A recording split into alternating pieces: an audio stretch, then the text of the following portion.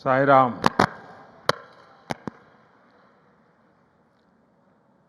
అందరూ మహానుభావులు, అందరికీ వందనములు.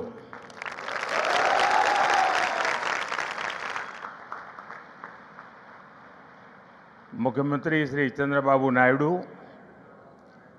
केंद्र में मेरे सहयोगी राम मोहन नायडू, जी किशन रेड्डी, भूपति राजू, श्रीनिवास वर्मा, सचिन तेंदुलकर जी, डिप्टी सीएम पवन कल्याण जी, राज्य सरकार में मंत्री नारा लोकेश जी, श्री सत्य साई सेंटर ट्रस्ट के मैनेजिंग ट्रस्टी आर.जे. रत्नाकर जी, वाइस चांसलर के चक्रवर्ती जी, ऐश्वर्या जी, अन्य सभी महानुभाव, देवी और सज्जनों, साईं राम। साथियों, आज इस पावन भूमि पुट्टपर्थी में आप सभी के बीच उपस्थित होना मेरे लिए एक भावात्मक और आध्यात्मिक अनुभव है। मुझे कुछ देर पहले बाबा की समाधि पर श्रद्धा सुमन अर्पित करने का अवसर मिला। उनके चरणों में नमन करना, उनका आशीर्वाद प्राप्त करना, ये अनुभव हमेशा हृदय को भावनाओं से भर देता है।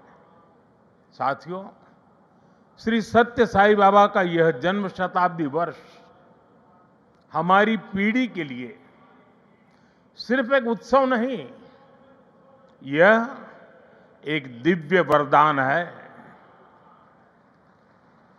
आज भले ही वे हमारे बीच दैहिक स्वरूप में नहीं है,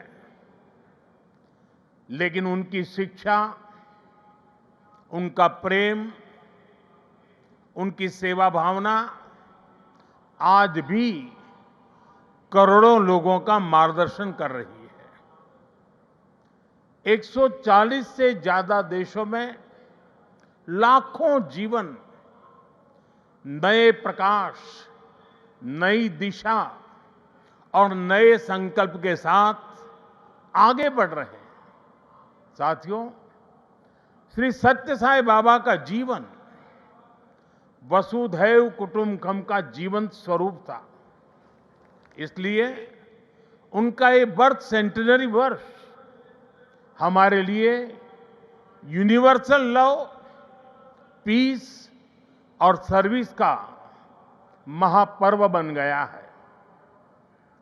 हमारी सरकार का सौभाग्य है कि आज इस अवसर पर 100 रुपये का स्मृति सिक्का और डाक टिकट भी जारी किया गया है। इस सिक्के और डाक टिकट में उनके सेवा कार्यों का प्रतिबिंब है। मैं इस शुभ अवसर पर दुनिया भर में फैले सभी श्रद्धालुओं, साथी सेवकों और बाबा के भक्तों को हृदय से बधाई और शुभकामनाएं देता हूं।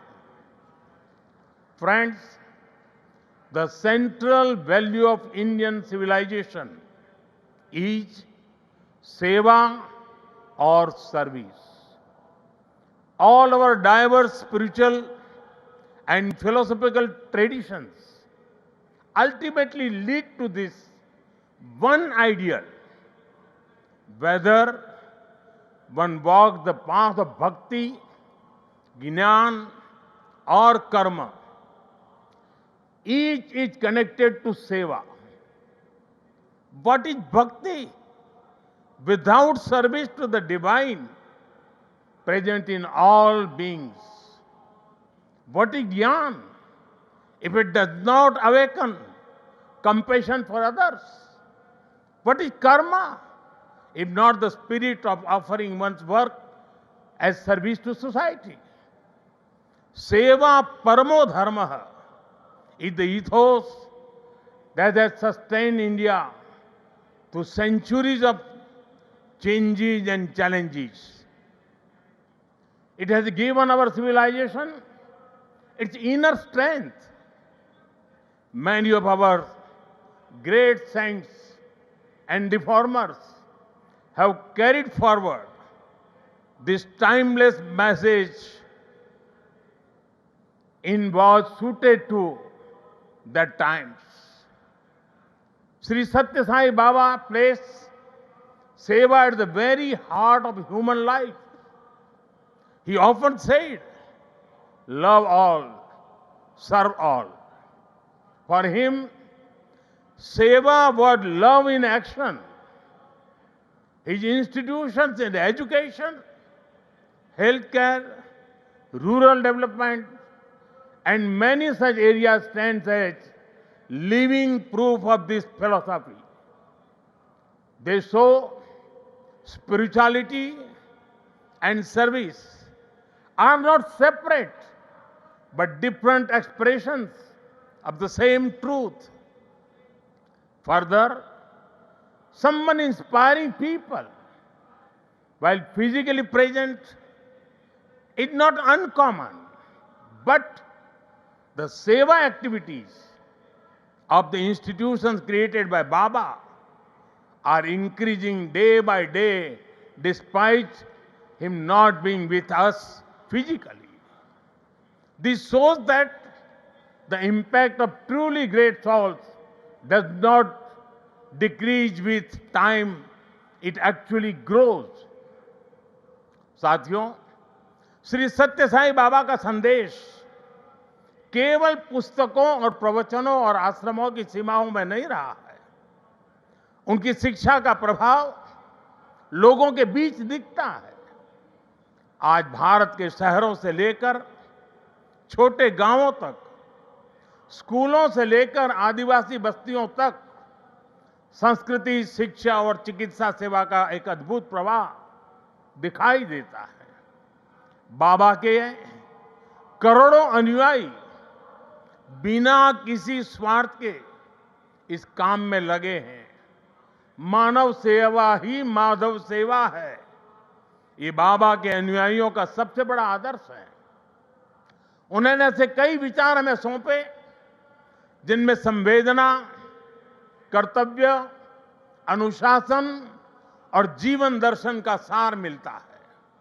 वो कहते थे, help ever, hurt never, less talk, more work.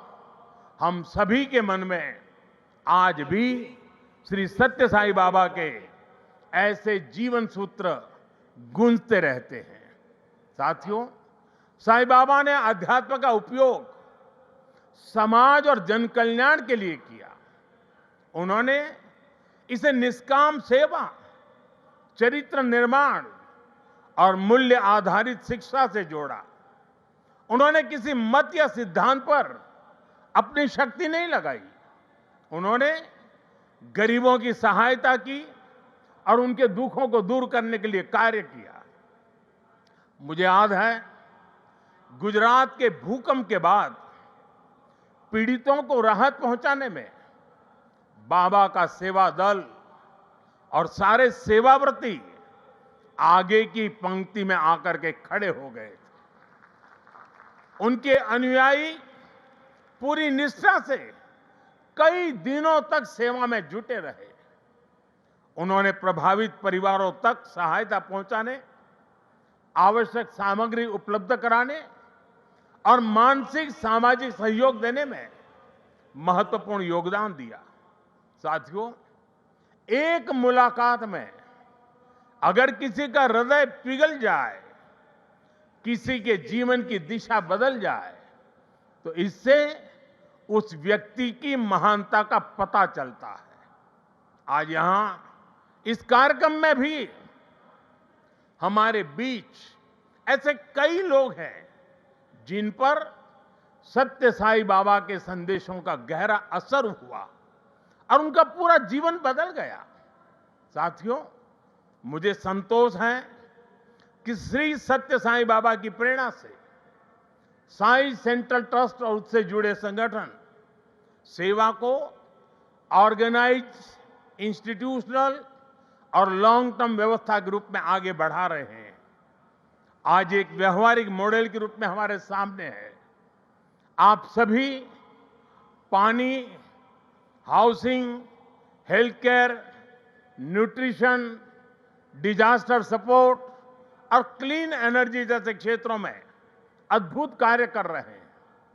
मैं कुछ सेवा कार्यों का विशेष तौर पर जिक्र करना चाहूंगा। जैसे रायलसीमा में पीने के पानी की गंभीर समस्या थी, तब ट्रस्ट ने 3000 किलोमीटर से ज्यादा लंबी पाइपलाइन बिछाई। ओडिशा में बाढ़ प्रभावित परिवारों के लिए 1000 मकान बनाए। जो गरीब परिवार पहली बार श्री सत्य साईं अस्पतालों में आता है, वो देखकर दंग रह जाता है कि अस्पताल में बिलिंग का कोई काउंटर ही नहीं है। यहां इलाज भले मुफ्त है, लेकिन मरीजों और उनके परिजनों को किसी असुविधा का सामना नहीं करना पड़ता।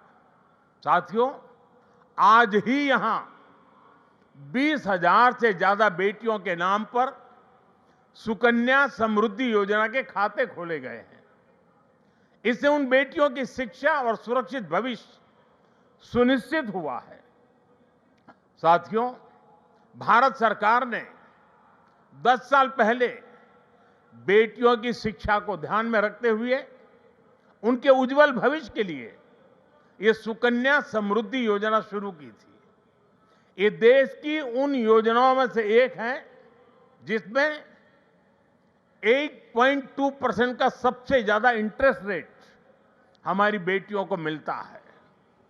अब तक देश की 4 करोड़ से ज्यादा बेटियों के खाते सुकन्या समृद्धि योजना के तहत खोले जा चुके हैं।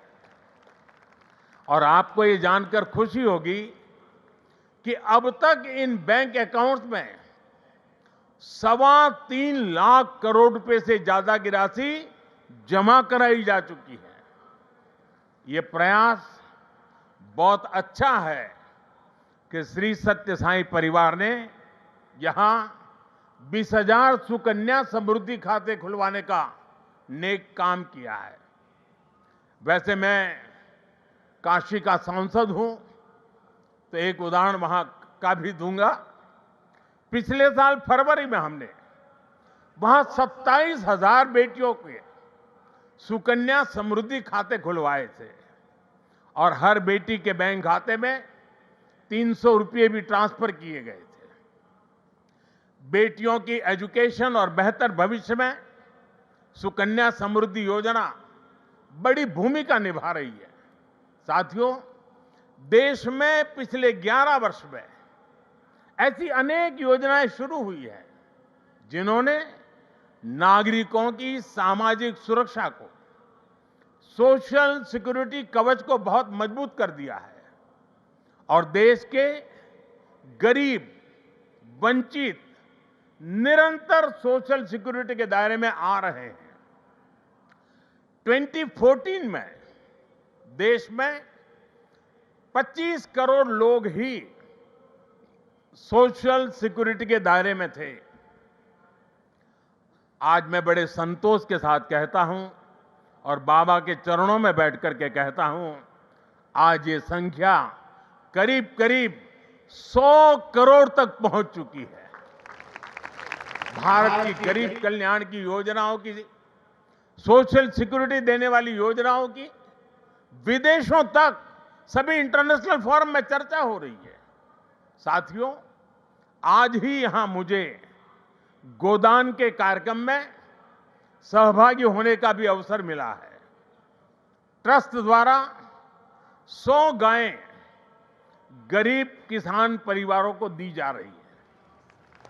हमारी परंपरा में गौ माता को जीवन, समृद्धि और करुणा का प्रतीक माना गया है। ये गायें इन परिवारों की आर्थिक, पोषण संबंधी और सामाजिक स्थिरता में सहायक होगी। साथियों, गौ माता के संरक्षण से समृद्धि का संदेश देश विदेश के कोने कोने में दिखता है। कुछ वर्ष पहले राष्ट्रीय गोकुल मिशन के तहत वाराणसी में 480 से ज्यादा गीर गायें वितरित की थी और मेरा एक नियम था कि जो पहली बछड़ी होती थी वो मैं वापस लेता था और दूसरे परिवार को देता था।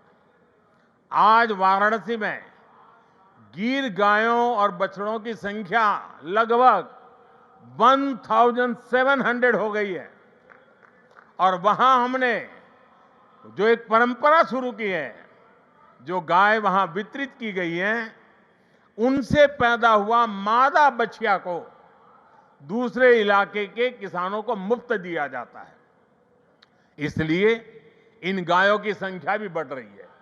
मुझे याद है 60-8 साल पहले अफ्रीका में रवांडा की यात्रा के दौरान मैं एक गांव में वहां गया था और वहां भारत की 200 गीर गायें भेंट की थी और ये दान देने वाली परंपरा वहां भी है।